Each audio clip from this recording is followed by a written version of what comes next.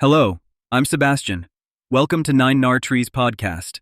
Today, I will summarize and review the book, Corruptible: Who Gets Power and How It Changes Us, by Klaas is a striking exploration into the dynamics of power, diving deep into both who seeks power and how holding it fundamentally alters individuals. With an investigative approach rooted in psychology, political science, and real-world anecdotes, Klaas presents a nuanced look at the mechanisms behind leadership, demystifying why certain individuals pursue positions of authority and how those roles can reshape their ethics and behavior.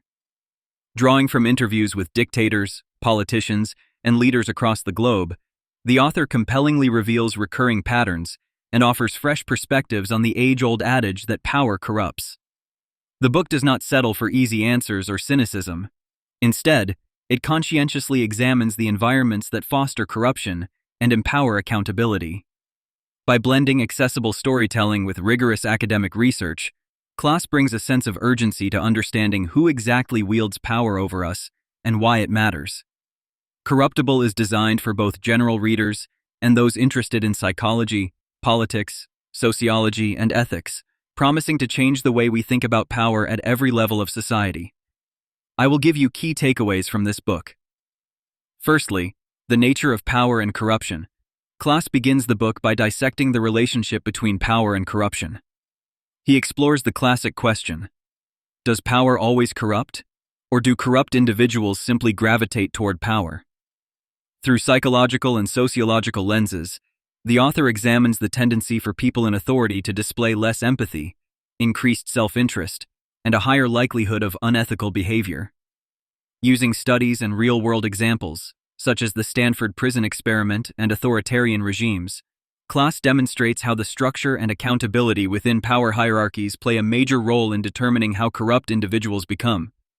This topic is crucial as it frames the entire book, inviting readers to distinguish between systemic flaws and personal failings when considering abuse of authority. Secondly, who seeks power?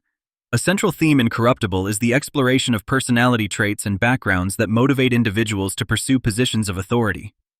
Klaas points out that those who actively seek power are not always driven by altruism, but often by narcissism and even psychopathic tendencies. He delves into research highlighting that people with certain dark personality traits are overrepresented in high-power positions, especially within politics and business. However, Klaas also examines soul-searching questions around selecting leaders, such as whether systems unintentionally filter out the most ethical and competent individuals due to the very nature of campaigning, competition, and bureaucracy. This section not only challenges the reader to critically assess current leadership structures, but also to reimagine systems that could attract more principled leaders. Thirdly, how power changes people. Beyond identifying who seeks power, Klaas investigates how the experience of wielding authority can fundamentally alter an individual's psyche and behavior. Drawing on neuroscience, behavioral experiments, and extensive interviews, he shows that even well-intentioned leaders can become more entitled, detached, and risk-prone. Power often leads to a diminished sense of empathy and social connection, as well as an increasing sense of moral licensing, the belief that being in charge justifies one's actions. The author highlights real-life case studies, from heads of state to minor officials, illustrating how insulation from criticism and unchecked authority can fast-track ethical blindness. Importantly, Klaas also discusses countermeasures in scenarios where power has not corrupted, shedding light on the conditions that foster responsible leadership. Fourthly, systems and environments that breed corruption. Klaas moves beyond the individual to scrutinize the broader environments and systems that enable or inhibit corruption. He argues that while personal psychology is important, the structures governing institutions play an even greater role in determining outcomes. Factors such as transparency, accountability, oversight, and a culture of dissent are shown to have profound impacts on whether those in power act corruptly. The book provides comparative examples from countries, organizations, and even the military to illustrate how robust checks and balances can curb or prevent abuse. Conversely, opaque systems with weak oversight create fertile ground for corrupt behavior. Klaas also explores reforms and systemic solutions aimed at redesigning power structures to encourage ethical stewardship and safeguard against human weaknesses. Lastly, rethinking leadership selection and accountability.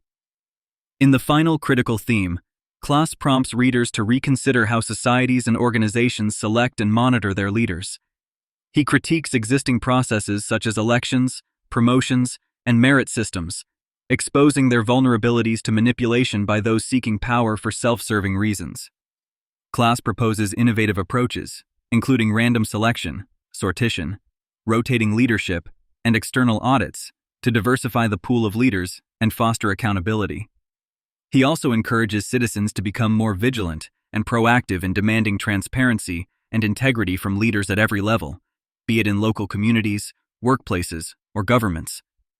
By envisioning new pathways for leadership, Klaas offers hope that systems can evolve to be less susceptible to corruption, ultimately improving society as a whole.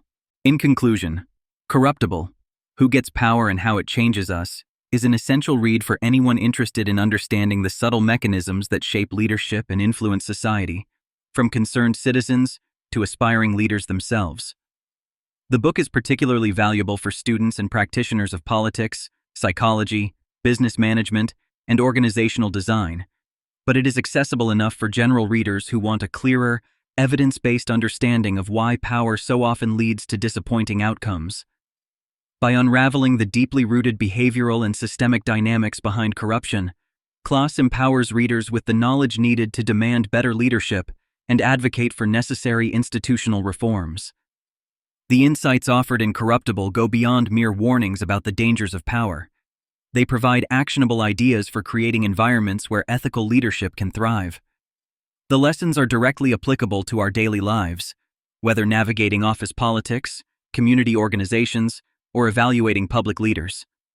We should buy this book because Klaas moves beyond traditional, often simplistic narratives about power, instead offering a sophisticated and nuanced approach that combines storytelling, rigorous research, and practical reforms. Corruptible stands apart by not only diagnosing the problems, but also suggesting tangible solutions, equipping us to foster a society where power serves the greater good rather than personal interests. If you would like to support Brian Klaas, you can buy the book through the Amazon link I've provided in the podcast description. After reading the book, please let me know what you think and share your thoughts. See you around.